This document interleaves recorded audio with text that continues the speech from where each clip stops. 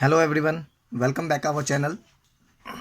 The subject is same highway engineering and the lecture is this is fourth lecture on highway engineering. Unit third, that is geometric design of highway. We conclude in our previous lecture, that is camber, or you can say curves, design speed, gradient, but now the side distance is important part. The side distance is an important part which we discuss in our this lecture or with the help of these videos. Now we discuss this one, side distance. If we talk about our side distance, then side distance is divided into three main part: SSD, OSD, ISD. The full form is stop side distance, overtaking side distance, or and the last one is intermediate side distance. One by one we elaborate our first, second or third topic: SSD, OSD and ISD respectively. First, SSD. What is the actual definition of SSD? Then it is stopping side distance, or you can say also non-passing side distance is also known as stopping side distance. The stopping side distance and non-passing side distance are synonyms to each other. Firstly, we conclude our first topic, that is stopping side distance, that is SSD. Okay. If we talk about the full form, or you can say definition of whole SSD, then it is the minimum side distance. It is the minimum side distance. The one by one we conclude each and every topic, that is SSD. Here, SSD means it is the minimum side distance available at any spot to enable the driver to stop a vehicle traveling without any collision with any obstruction.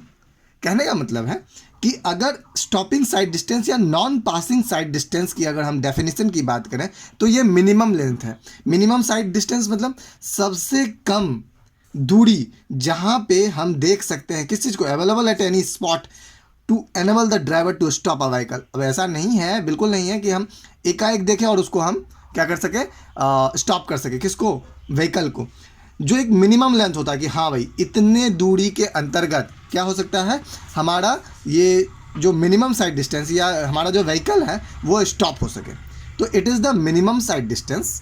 ये सबसे कम देखने वाला दूरी है किसी भी object को, available at any spot to enable the driver के लिए क्या क्या चीज़, stop a vehicle travelling without any collision. अब ऐसा नहीं है कि नज़दीक, इतना नज़दीक देख लिया कि मेरा व्हीकल एक्सीडेंट के कगार पे पहुंच गया या कॉलिजन हो गया दूसरे हमारे व्हीकल से, तो हम बिना कॉलिजन के सहारे, बिना दूसरे को इंटरप्ट करे के बिना क्या कर सकते हैं, उसको हम जो डिस्टेंस होता है उसको हम स्टॉपिंग साइड डिस्टेंस बोलते हैं. Right. Here's some diagram, or you can say a chart from we will understand the view or a point which is related to SSD, stopping side distance. Okay. Here a vehicle, a front view of a vehicle where a steering or a height, you can say 0.15 meter. It is meter, not centimeter or mm. This is 0.15 meter, the height of chassis, you can say, or the height from the road. Okay. And the H, capital H, denotes the height of eyesight of a driver. This is important, or you can say important part of our this topic SSD, the eyesight or eyesight distance of a driver, that is capital H and 1.2 meter. Okay. Now here important diagram from which we can conclude our stopping side distance, that is SSD. A number of vehicle you can you can see in our figure, in this figure, but first, second, third, the three vehicles are same but the condition are different. मतलब ये तीनों vehicle एक ही vehicle है, अलग अलग case में. अलग अलग केस में क्या है, पोजीशन है A, B, C and D. D को हम अगर डी की तरफ राइट साइड में, अगर हम राइट साइड से अगर चले तो डी में एक आपके लिए आप कह सकते हैं एक ऑब्स्ट्रक्शन है, एक समझ लो आप एक ऐसा ऑब्स्ट्रक्शन है जहाँ पे ड्राइवर को ब्रेक लगाना ही पड़ेगा, है ना, लगानी ही पड़ेगी, ड्राइवर को ब्रेक लगानी ही पड़ेगी। ऑब्स्ट्रक्शन अगर कह सकते हैं ऑब्स्ट्रक्शन है, yes this is obstruction D. Okay, now come to the C. C is here V is equal to 0. V denotes its velocity. Okay, vehicle stopped. यहाँ का क्या कंडीशन है, व्हीकल हमारा क्या हो गया, बिल्कुल स्थिर हो गया, 0, V is equal to 0, velocity is equal to 0. Okay, next to the B, applied brakes. B position पे जब मेरा व्हीकल था, जब ड्राइवर अपनी व्हीकल लेके चल रहा था तो वहाँ पे उन्होंने ब्रेक लगाया B पोजीशन पे। And the distance between B and C, and distance between B and C is called braking distance. What is it called? Braking distance. The applied brakes and the vehicle stop. The distance from the applying brakes and the vehicle stop, that is the distance of braking distance. Okay. Now come to the point A. A, here it is A. A, C obstruction. जब driver क्या किया, इस obstruction को, यहाँ पर जब vehicle था तो फिर इस ऑब्स्ट्रक्शन को देखा उन्होंने, कौन, ड्राइवर देखा, फिर इतनी दूरी को तय करते करते उन्होंने ब्रेक लगाना शुरू किया, ब्रेक लगाया और व्हीकल यहाँ पर स्टॉप हो गया और हम ऑब्स्ट्रक्शन के पहले रुक गए, मेरा कॉलिजन नहीं हुआ ऑब्स्ट्रक्शन का। This is the main important part of SSD. SSD का मेन इंपॉर्टेंट पार्ट क्या है, यही है एसएसडी, स्टॉपिंग साइड डिस्टेंस। एक ऑब्स्ट्रक्शन को देखें और उसके पहले जो प्रक्रिया किया गया एक व्हीकल को स्टॉप करने के लिए, this is stopping sight distance. Okay, now come to the point A, that is C obstruction, and the distance between A and B, that is lag distance. What is it called? Lag distance. Here V is kilometer per second per hour. Okay, here V is equal to kilometer per hour, here V is equal to kilometer per hour. It means here is a velocity, some velocity, and which velocity, this is unknown. Okay, some kilometer per hour, some velocity is there and some velocity is also there, but here the where the vehicle is stopped, velocity is 0. Okay, come to the point A to B, the distance of A to B is equal to lag distance. And now come to the point A to C, that is A to C, the combination of lag distance and braking distance. The combination of lag distance and braking distance is called SSD. Here SSD is called SSD, stopping side distance. You can say the distance between C obstruction to the vehicle stopped is called SSD, stopping side distance. And you can also say lag distance plus braking distance is called SSD, stopping side distance. What is lag distance? What is braking distance? Now we discuss in our upcoming time.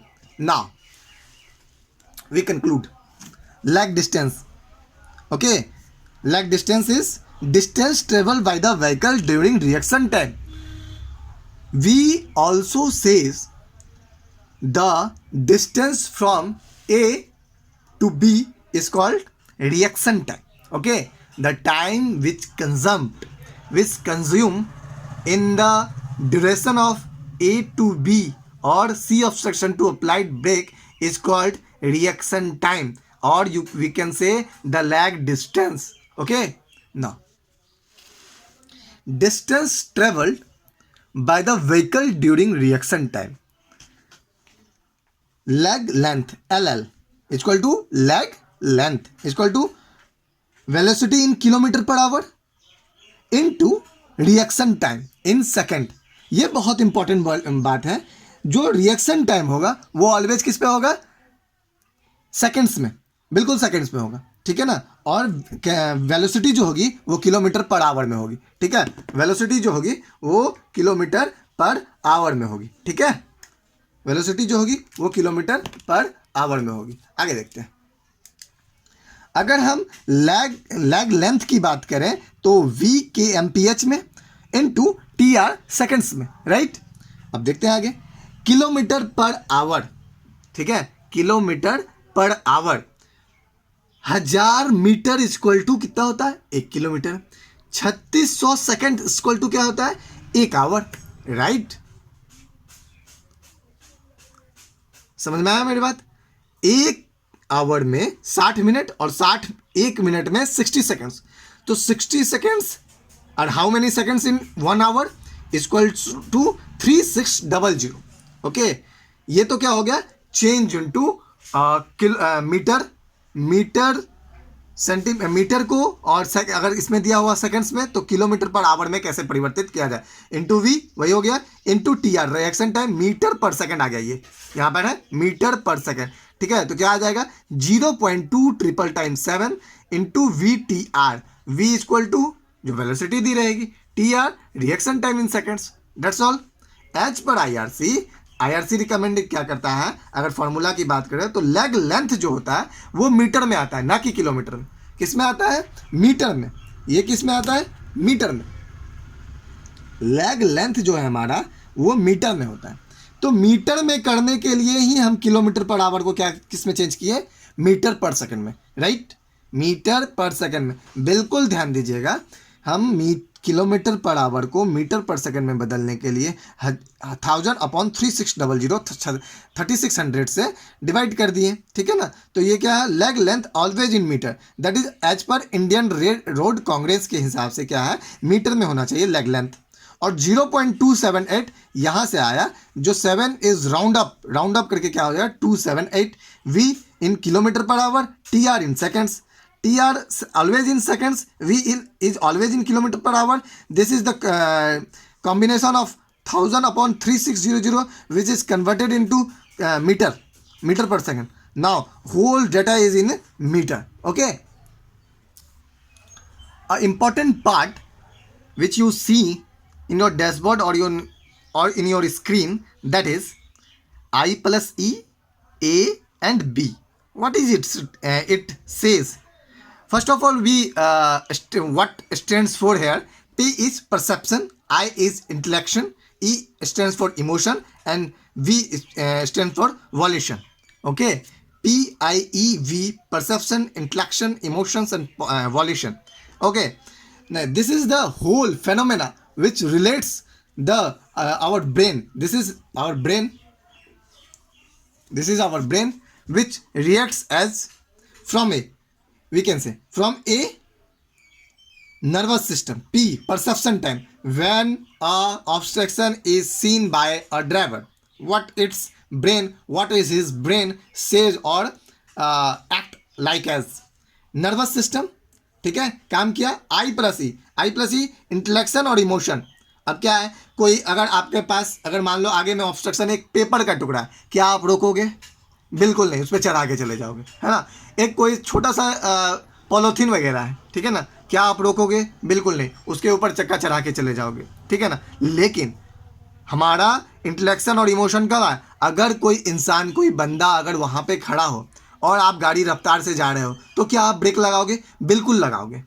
That is under the emotion, ठीक है। तो वो कौन पता करवाता है कि हमें अपने ब्रेक लगानी है या नहीं लगानी है, कब लगानी है, कितनी लगानी है, हमें किसके ऊपर टायर चढ़ा के चला जाना है, पेपर पॉलीथीन वगैरह के ऊपर, किसके पहले हम ब्रेक लगाना है, किसको पास देना है ना। ये कौन डिसाइड करता है? हमारा ब्रेन। और ब्रेन में दो काम होता है, दैट इज इंटेलेक्शन और इमोशन। किसके सहारे? नर्वस सिस्टम के सहारे। किसके सहारे? दैट इज नर्वस सिस्टम के सहारे, right. This is nervous system, ठीक है, nervous system. Now here is perception work. Perception मतलब देखा। और here next one is B. Okay, B from A to B, this is the braking point, you can say. Okay, the time of reaction time is equal to P plus I plus E plus V. This whole phenomena is the combination of TR, that is reaction time. Okay, this is whole phenomena, combination of the whole phenomena is called TR, reaction time. This is a lengthy process, but this process is within seconds. 1 से 2 second में हम लोग तय कर लेते हैं कि हमें ब्रेक लगाना है या नहीं।